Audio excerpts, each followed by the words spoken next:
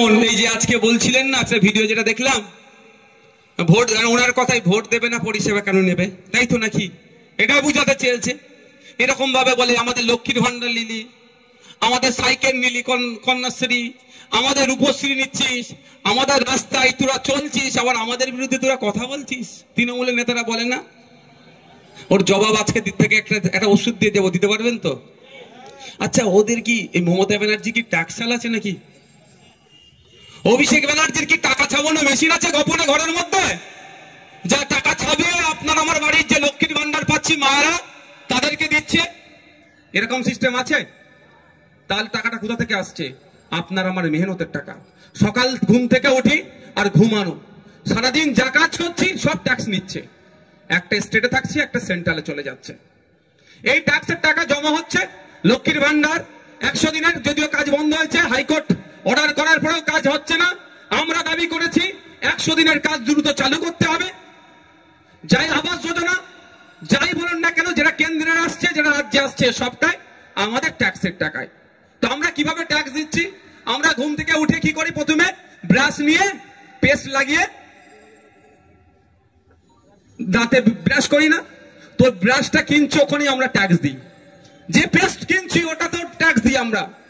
Matches দিসলাই কিনে না 1 টাকা দাম। এখন দিসলাই কিনে কেউ আগুন লাগাবার জন্য, কেউ বিড়ি খাওয়ার জন্য, আর কেউ আগুন সমাজকে আলোকিত করার জন্য, অর্থাৎ মোমবাতি বা জ্বালানোর জন্য, যে যেমন ভাবে ইস্তেমাল করে। ওইটা কিনছি, ওটা তো আমরা ট্যাক্স দিই। আমার হাতে একটা ওয়াটার বোতল আছে তো নাকি? এটার দাম কত ভাই? কি করে জানলাম? এমআরপির পরে ম্যাক্সিমাম রিটেল প্রাইস 10 টাকা। এটা পারলে আমরা কমাই 8.5 টাকা, 9 টাকা তো কিনে নিই। 10 টাকার উপরে বিক্রি করা এটা দণ্ডনীয় অপরাধ। কিন্তু এই যে 10 টাকাটা আমরা এমআরপি থেকে জানতে পারি মালটার দাম কত, ওই এমআরপির নিচে একটা ছোট্ট করে লেখা থাকে, আমরা সেটাকে আর ভাবার চেষ্টাই করি না। Inclusive of all taxes. কি লেখা থাকে? Inclusive of all taxes. সমস্ত রকম ট্যাক্স দিয়ে এটার দাম 10 টাকা।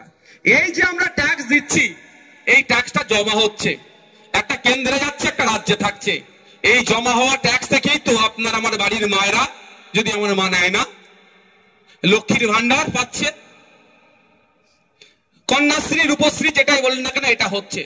তাহলে আজকের পর থেকে যদি কেউ জ্ঞানের কথা বলে, যদি কেউ জ্ঞান দেয় আমাদেরকে যে তুমি আমাদের সরকারে নিচ্ছ, আমাদের সরকারের সমালোচনা করছো, তার উত্তর দিতে পারবেন তো? এই ভাই তুমি চুপ করো। এই সরকারের যে গাড়িগুলো চলছে, যে গভর্নমেন্ট অফ ওয়েস্ট বেঙ্গল গাড়ি চড়ে মন্ত্রীরা ঘুরছে সাইরেন বাজিয়ে, ওই গাড়িটা, ওই গাড়ির তেলটা আপনারা দিচ্ছেন, এটা আপনারা বলবেন। আপনাদের ট্যাক্সের টাকা জমা হচ্ছে তো। শুধু তাই নয়, আপনাদের এই ট্যাক্সের টাকা জমা হয়ে আমি কটা পাচ্ছি জানেন? ক টাকা? এই আজকে যে ভিডিওটা দেখেছি, উনিও পাচ্ছেন 1,21,000 টাকা, আমিও পাচ্ছি 1,21,000 টাকা। উনিও বছরে 50,000 টাকা পায় আউট অফ স্টেট ঘোরার জন্য, ট্রাভেলিং এর জন্য পাই। উনিও পাই, আমিও পাই। উইদিন স্টেট ফার্স্ট ক্লাস এসিতে আনলিমিটেড। বুঝতে পারছেন?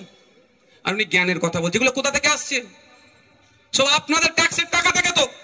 যদিও আমি 1,21,000 টাকা আমার নিজের কাজে লাগাই না, আমি মানুষের সাথে খরচ করে দিই। কিন্তু জানতে হবে আপনাদের। তাহলে আজকের পর থেকে যদি কেউ আপনাদের কথা বলে খেসা করে, আপনারা দায়িত্ব নিয়ে বলবেন, নবান্নের 14 তলাতে যে এসিটা চলছে, ওই এসিটা আমাদের ট্যাক্সের টাকায় কেন আছে? সুতরাং আমাদেরকে জ্ঞান দিতে এসো না। তোমার মুখ্যমন্ত্রীকে বলো এসি বন্ধ করে গরমে বসতে। যে 14 তলাটা তৈরি হয়েছে, আপনার আমার প্রত্যেকের ট্যাক্সের টাকা থেকে তৈরি হয়েছে। আজকের পর থেকে যদি কেউ বলে, এর উত্তরটা দেবেন। বন্ধুগণ, ওবিসি নিয়ে একটা গ্রাম সংসদের কথা বলা হয়েছে। আপনার বুথের কি কাজ হবে? কে আবাস যোজনার বাড়িটা পাওয়া উপযুক্ত? কে? কার লক্ষ্মী ভান্ডার পাওয়া দরকার প্রকৃত অর্থে? কার বিধবা ভাতা পাওয়া দরকার? কার বার্ধক্য ভাতা পাওয়া দরকার? বা কোথায় পানীয় জলের ব্যবস্থা করতে হবে? কোথায় লাইটের ব্যবস্থা করতে হবে? কোথায় ছোট্ট পোল নির্মাণ করতে হবে? অর্থাৎ আপনার বুথে, আপনার মহল্লাতে যা কাজ হবে, সে তার জন্য বছরে নির্দিষ্ট সময় মেনে গ্রাম সংসদ করতে হবে। এটা অলরেডি পঞ্চায়েত অ্যাক্টে উল্লেখ আছে। এই অ্যাক্টকে তিনি ধ্বংস করে দিয়েছেন। তোলাবাজি করতে করতে এই আইনটাকে ধ্বংস করে দিয়েছে। আর আদিবাসী ভাইদের জন্য, আদিবাসী অধ্যুষিত এলাকার জন্য গ্রাম সভার কনসেপ্ট আছে, ওই গ্রাম সভার কনসেপ্টটাকে সম্পূর্ণরূপে ধ্বংস করে দিয়েছে। যদি গ্রাম সংসদ, গ্রাম সভা, এই দুটো কনসেপ্ট যেটা আছে যদি ঠিকঠাক থাকতো, আমার পাড়া আমার সমাধান করতে লাগতো না। তবে আপনাদের বলি, আপনারা জানেন আমি ভোটে নির্বাচিত হয়েছি 2021 সালের পরে। 21 সাল থেকে আমি গতকাল পর্যন্ত বলছি, আমি মানুষের দ্বারে দ্বারে পৌঁছে গিয়েছি।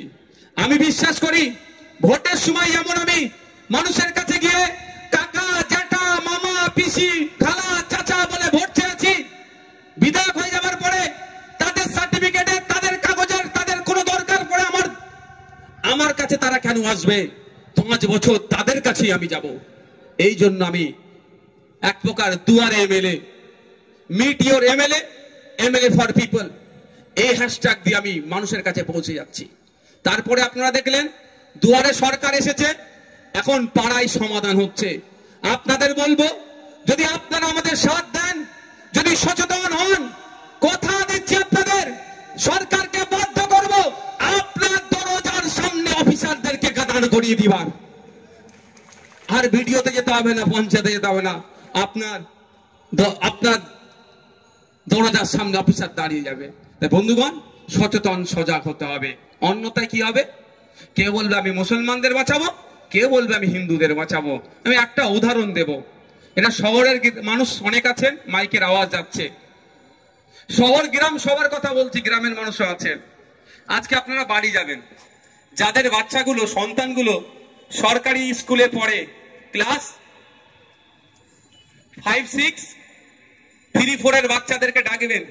3, 4 এর বাচ্চাদেরকে গিয়ে অঙ্কের বইটা, গণিতের বইটা খুলে দেবেন, অনুশীলন 1 যেটা আছে খুলে দিয়ে বলবেন অঙ্কটা করতো। যারা বেসরকারি স্কুলে পড়ছেন তাদের কথা বলছি, যারা সরকারি স্কুলে, সবাই তো এখানে বেশিরভাগ শ্রমজীবী মানুষ, দেখবেন পারে কি? ক্লাস 5, 6 এর বাচ্চাকে জিজ্ঞাসা করবেন, পেনটার খাতাটা দিয়ে বলবেন তোর নাম, তোর বাবার নাম, তোর মায়ের নাম, কোন স্কুলে পড়িস, আর ঠিকানা ইংলিশে লিখে দে তো বাবা। দেখবেন কটা ফেল করে, কটা পাস করে। কাদের ছেলে ওটা? ভোটারদের ছেলে। কাদের ছেলে? যে পোস্টে উঠে ঝান্ডাটা বাঁধছে। আর যার জন্য ঝান্ডা বাঁধছে তার খোঁজ নিয়ে দেখুন তার পরিবারের কি কোথায়, বেসরকারি স্কুলে পড়াচ্ছে, সময়ের সাথে সাথে বিদেশে পাঠিয়ে দিচ্ছে, ডিগ্রি করে নিয়ে আসছে, আর আপনাকে লাঠিয়াল বানাবার প্ল্যান করছে। তাই আমি আপনাদের কাছে অনুরোধ করব, রাজনৈতিক মতবিরোধ থাকতে পারে, এটাই ডেমোক্রেসি। আপনাকে বিজেপি ভালো লাগে, সিপিএম ভালো লাগে, আইএসএফ ভালো লাগে, কংগ্রেস ভালো লাগে, যে দল ইচ্ছা করুন, কিন্তু যার জন্য আপনি গলা ফাটাচ্ছেন সে আপনাকে পরিবর্তে কি দিচ্ছে দেখুন।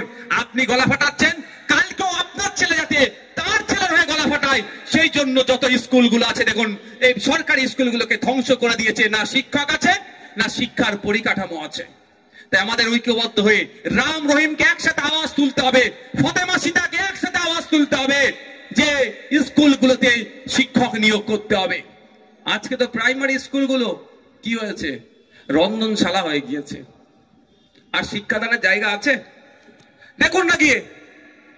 শহরের কথা আমি বলতে পারবো না, অশোকনগর শহরে কি হয়েছে, কিন্তু গ্রামের গুলোতে আমি দায়িত্ব নিয়ে বলতে পারি,